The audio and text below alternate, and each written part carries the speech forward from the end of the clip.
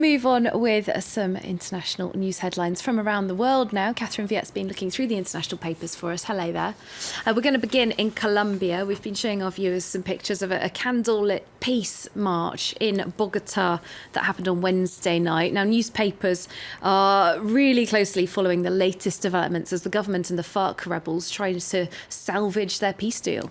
Right, this is still all the fallout from Sunday's referendum and this very surprising, shocking no vote that won in that campaign. So we'll go straight to the Colombian press. We'll start with El Tiempo. That's the Colombia's largest, most widely read daily newspaper, and we'll go right to their editorial pages. And on their pages there, they have this editorial titled "In Search of Consensus," and that's kind of what's going on now with all the meetings they're having. It says, "Hope amidst the confusion that reigns to build peace with broader support." So the no camp and the yes camp are trying to come together to see a way forward. The FARC rebels have already said they'll kind of hold on for the moment, see what comes out of these meetings with the government and with the opposition. Now, President Juan Manuel Santos and former President Alvaro Uribe,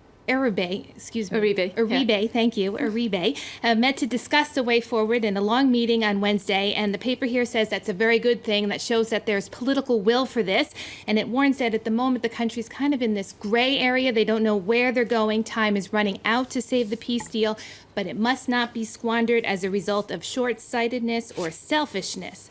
And then we'll move on to Vanguardia now, also its opinion pages. And the paper there is saying that they felt a deep frustration with the results from the referendum, which almost everyone had expected to pass. They take a look at what went wrong, says that some of it is due to the unpopularity of the current president, and others are due to the failure of the government to sufficiently explain what was in the referendum. It's a kind of a complex agreement and what a no vote really would mean. And it says now again that the yes and no sides must come together in a national pact for peace, and that the paper hopes that any demands for modifications to the agreement aren't going to be so set in stone that this inevitably would lead to another frustration.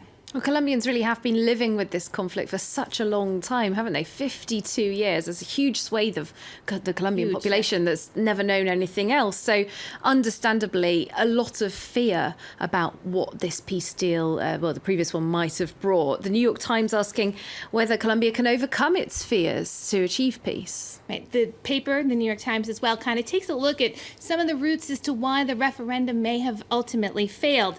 And it says that a big reason there is that the former president Uribe has been undermining the current president Santos from the time Santos has taken office, and says that it's not only been a war against FARC, but it's also been a struggle inside Colombia's political elites, and that if the opponents of peace refuse to compromise, they risk driving the rebels back to armed conflict. Well, that little dove of peace in that illustration. Right in between the hawks, exactly. Exactly, trying to get through. More developments to come in the next couple of days, I'm sure. We'll move on for now, though, to Russia. People also talking peace there. The French foreign minister in Moscow today to try and push for a new ceasefire.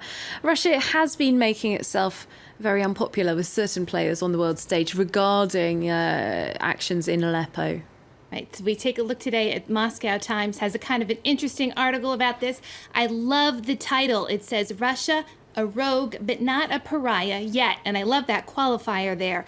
It says that the problem is that the West remains divided over how to treat Russia, between those who regard a selective partnership with Russia as a necessary evil, as to those who view it as an existential imperative. And it says that Russia's been adept at manipulating this divide in the West to make sure that its national policy comes out on top.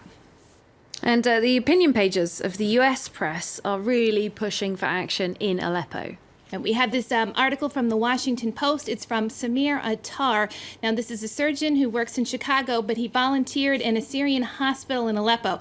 And he's described some of the horrors he's seen there. And he says that as the international community fails to check Assad, he grows emboldened to do worse. And says that the Syrian and Russian government's actions there are as much a threat to world peace as the Islamic State group. And warns that history is not going to look back kindly on today's world leaders.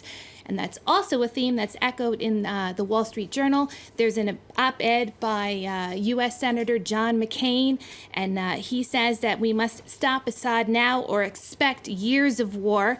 And he says that Assad and Putin are creating military facts on the ground that will enable them to dictate the terms of a peace they've secured by carnage.